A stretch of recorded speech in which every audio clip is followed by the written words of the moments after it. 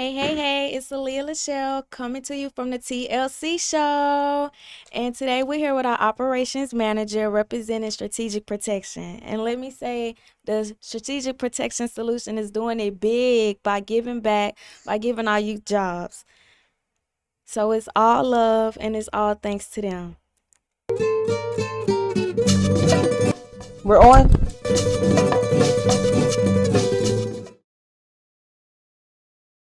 Two voices, one mic. We diving into real topics, real experiences, and real talks. So let's vibe.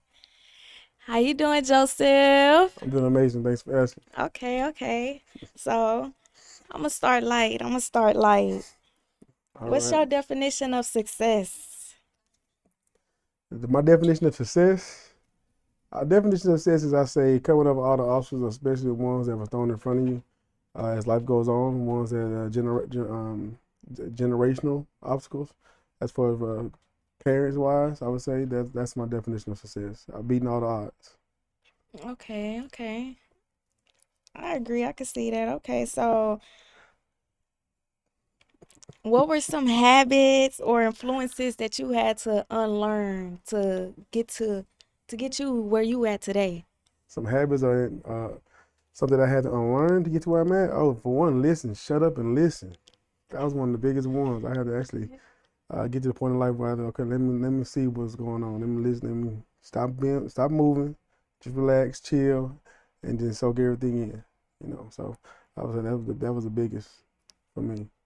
Okay, nah, hey, y'all hear that? Listen. If you trying to get somewhere, you need to listen. Stop just talking. All right. So, can you take us back to your childhood? What was your environment like growing up? Let us. Growing up, I think my environment was. I grew up on the southeast side of Houston, so it was to me at the time it was a norm.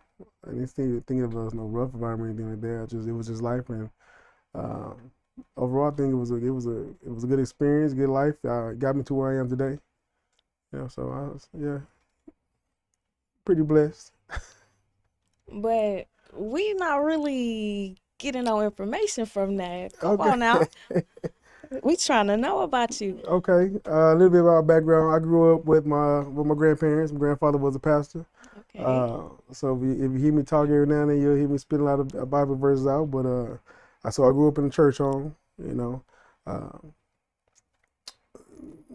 yeah, Amen to that. I agree. That's how I grew up. But hey, that's one thing about my past. It was that I don't regret that. I enjoyed that part. Actually, I used to get up in the pew after he get out of from preaching and practice myself. But hey, following granddaddy footsteps. Hey now. Ain't nothing wrong with that. Okay, so what were some of the biggest challenges that you had to face early on? Some of the biggest challenges I had the first early on. Yes, the biggest. Oh, the biggest challenge I could say was understanding that I had to go get it of myself. It wasn't going to be given to me. It wasn't going to be handed down to me. I had to make a way, and I need to decipher, what's right and what's wrong the best way as possible, soon as possible. Quick decision making skills. I would say that's one of the things I did have to deal with when I was younger to figure things out.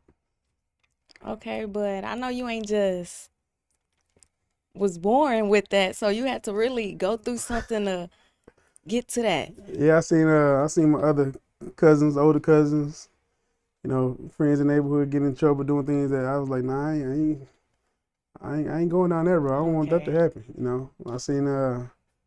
When I seen that switch come out that tree and get on somebody's backside, I was like, well, I'll be in before the street lights go out.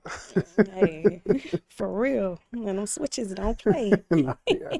I ain't talking about the one in the gun. I'm talking about the ones off the streets. Me too. Me too. Oh my gosh.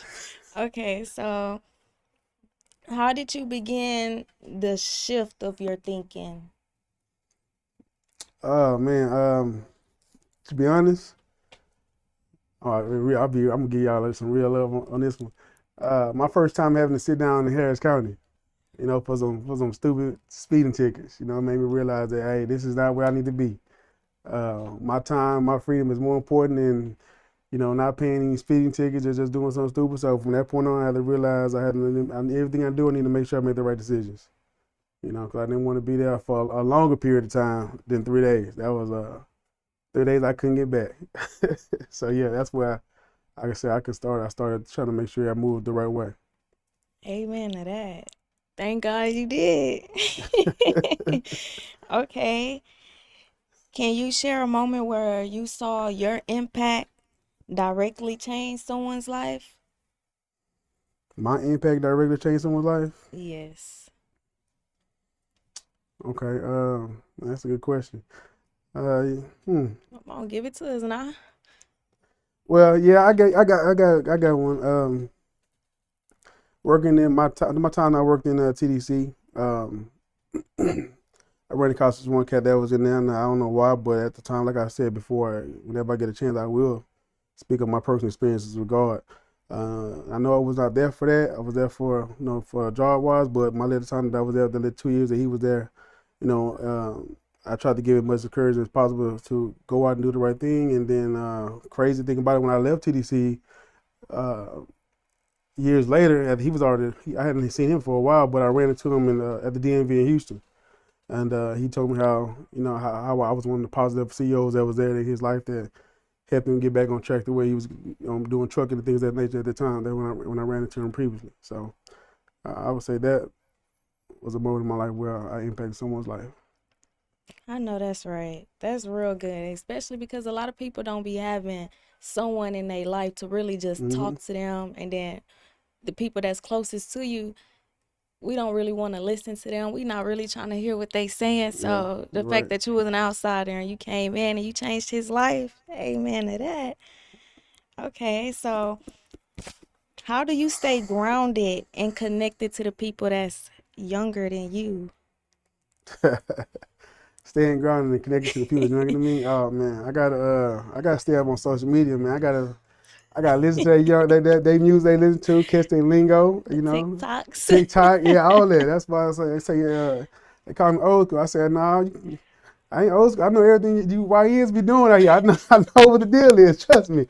YS. Oh my gosh. Yeah. So yeah.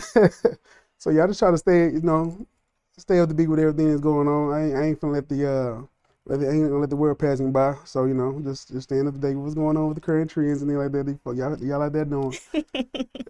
Right. They most definitely is out there doing it. Every day is something new. Literally. Okay. So what's next for you and your mission? What is looking like? My next for my mission, I'm hoping to be able to spread more of the word, give more opportunities, especially to the younger generation, and give them the guidance that they need to pretty much take over for the older, for us. That's pretty much going to be out of the situation in a minute. I say that as well. It goes back to the people in the politicians that's in position. Eventually it's not going to be my group, my age group that's going to be up there anymore. It's going to be the younger generation that's coming in and taking those positions. And so just helping them to understand and take care of the people. In other words. So that's my mission. I like that. I like that. I think y'all like that too. Okay. How can others get involved or support the work that you doing? Follow your heart. If you want to get involved with the work that I'm doing, follow your heart. Make sure that everything you do is producing a wonderful opportunity for someone else to grow, not just yourself. I do believe that if I have others to grow, then I'm eventually gonna grow. So if that's the biggest thing. Follow your heart and do what's best for other folks, and eventually it'll fall back on you, and you'll get that sunshine. I know that's right. All karma ain't bad now. And for real, All karma ain't bad. put the good karma out there, you get tons of love back, and God will bless you. Amen. Yes, Lord. Oh, we going to church. Okay, now.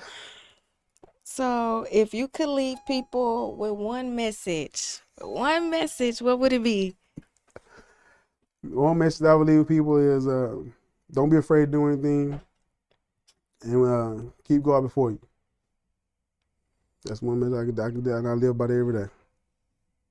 Y'all heard it here first. All right. Well, It was good talking to you, Hmm. getting to know you. I'm pretty sure they started off not knowing nothing. Now they know a little more and they excited. We glad to see you here and Thank you. Glad to be here. thank you. We're on.